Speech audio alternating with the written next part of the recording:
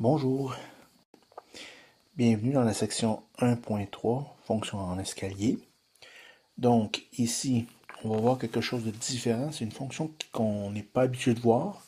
C'est ce qu'on appelle une fonction discontinue. Si je vous donne un exemple ici de fonction discontinue graphiquement, de quoi elle peut avoir de l'air, on va se faire nos échelles un peu là, pour être capable de se repérer.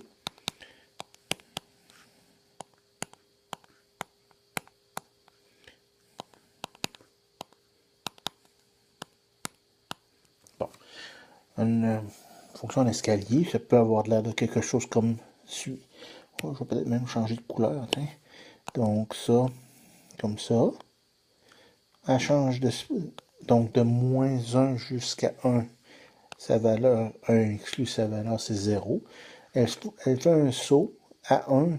Sa valeur en Y devient 1 jusqu'à, supposons, 2. Après ça, elle fait encore un saut. Sa valeur à 2 devient 2, mais là, elle peut s'amuser à faire une longueur différente ici.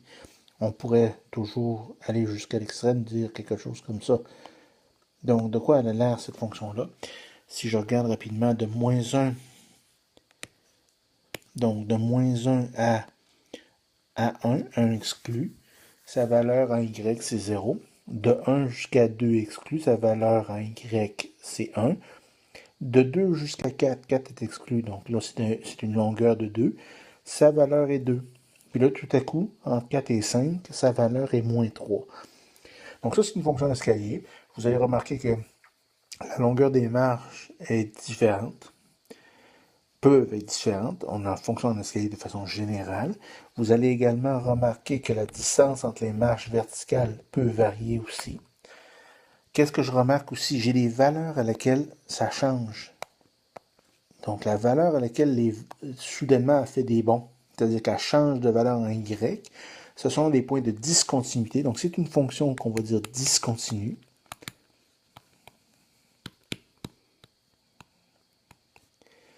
Voilà, une fonction discontinue. Et les points qui sont là, c'est des valeurs critiques.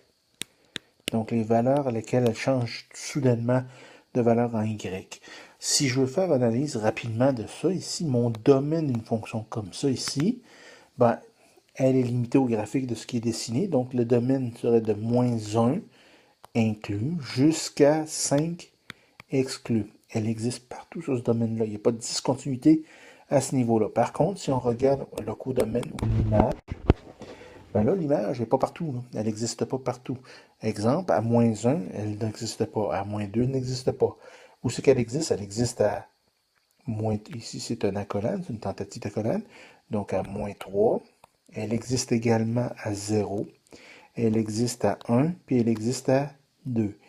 Donc, ça, c'est des points qui sont nommés.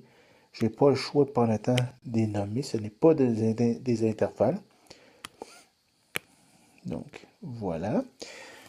Donc ça, c'est mon codomaine. Donc c'est ça la particularité ici d'une fonction en escalier.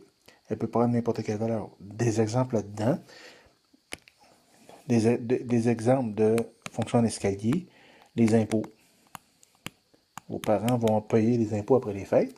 Donc les impôts, c'est une fonction en escalier. Donc en dessous d'un certain montant, on ne paye pas de salaire de revenu. Entre, là je vais dire n'importe quoi, mais mettons entre 20 000 et 80 000, on va payer un certain pourcentage d'impôts.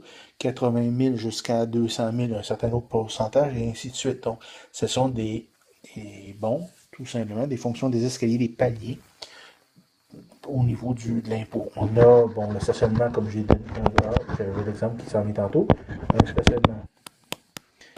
Je vais faire l'exemple tantôt. La fonction arrondie, que vous connaissez déjà, qui est une fonction égale de type escalier, ainsi de suite. Allons-y avec un exemple pour le fun. Graphique. Bah, graphique.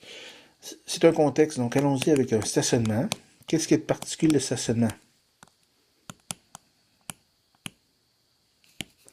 Donc, mon stationnement, les premiers 15 minutes.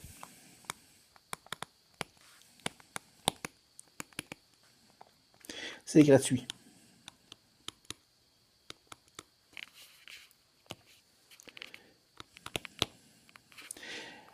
Puis ensuite, chaque 15 minutes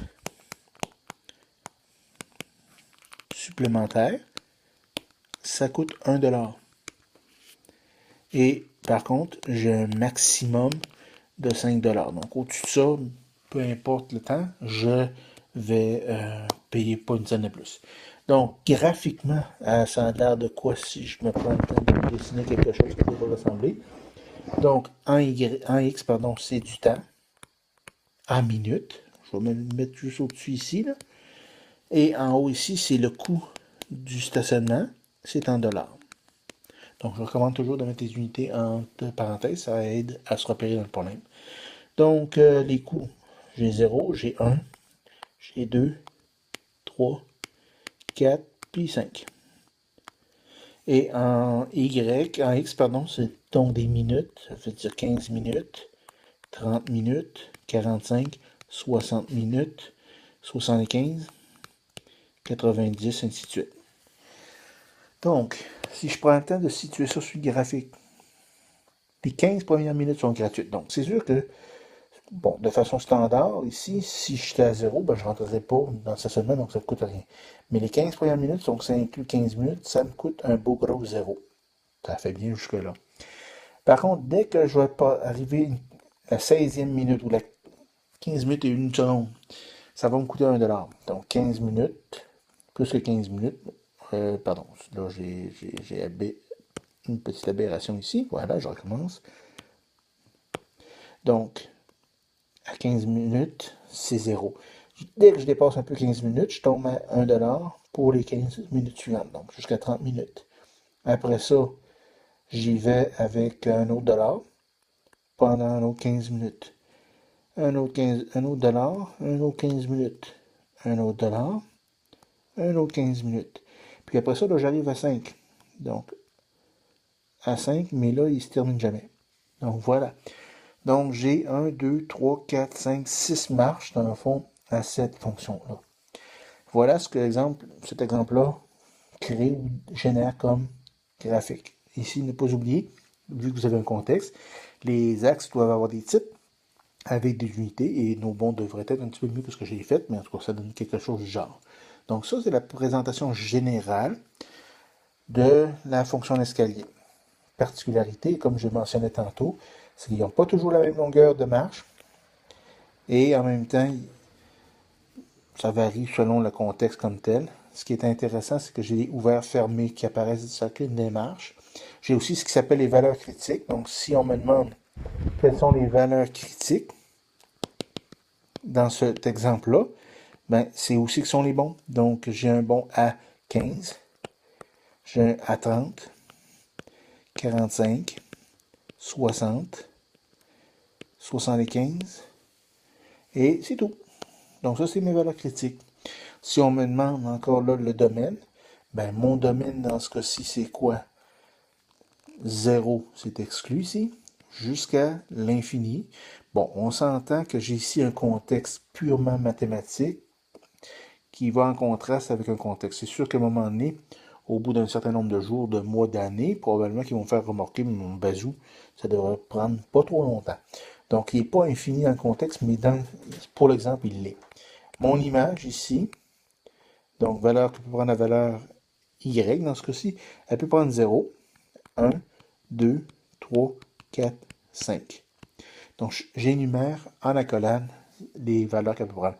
Je ne les mets pas en intervalle, en crochet, parce que 0,5, ça n'existe pas dans cette fonction-là. 1,2 n'existera pas. 2 pièces et 50 n'existe pas non plus. Donc, c'est assez limité comme unité. Donc, j'énomme, tout simplement.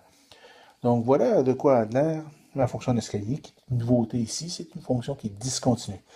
Au prochain chapitre, prochaine section 1.4, on va utiliser une fonction d'escalier qui a une particularité, c'est la fonction partie entière.